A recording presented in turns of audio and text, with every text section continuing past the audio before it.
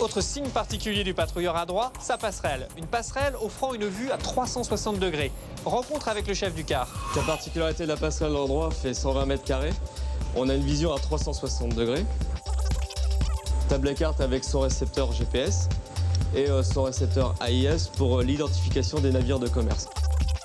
La passerelle intégrée, pourquoi intégrée? Parce qu'ici on va retrouver 3 écrans, le radar de navigation, l'EC10 avec la navigation électronique et la position permanente du bâtiment et une combinaison du radar et de la navigation électronique.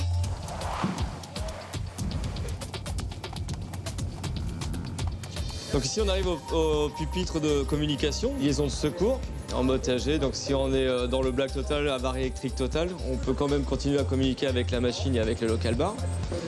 Bien sûr les liaisons externes VHF marine et les liaisons tactiques. On a ici le pupitre machine où les commandes se font directement à partir de la passerelle. Deux modes d'allure, l'allure en route libre, en haute mer, et l'allure de manœuvre de port.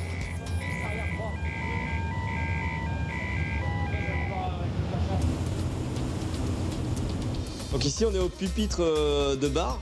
Donc ici sur la droite on va privilégier le mode pilote automatique. En cas d'avarie du pilote, on va passer en bar manuel, donc en système follow-up, le système qui était le plus utilisé sur les anciens bâtiments de la marine. Ici le pupitre de sécurité avec le détecteur incendie du bord. Ici on va actionner les portes anti-envahissement, donc on a 3 portes anti-envahissement à bord du bâtiment. En cas de voie d'eau, on a la possibilité de cloisonner le bâtiment grâce à ces portes. Allez, 2 ans qu'on s'en saisir.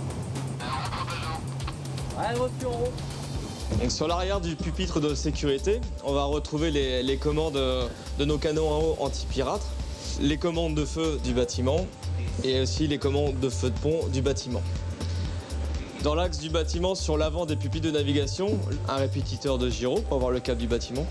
Et il va bénéficier aussi d'un répétiteur EC10, donc de navigation électronique et de radar ici pour pouvoir faire sa navigation. Les atouts de la droite, c'est qu'il a des senseurs qui voient à 360 degrés. C'est qu'il a un équipage qui est dans un poste opérationnel où il peut voir à 360 degrés.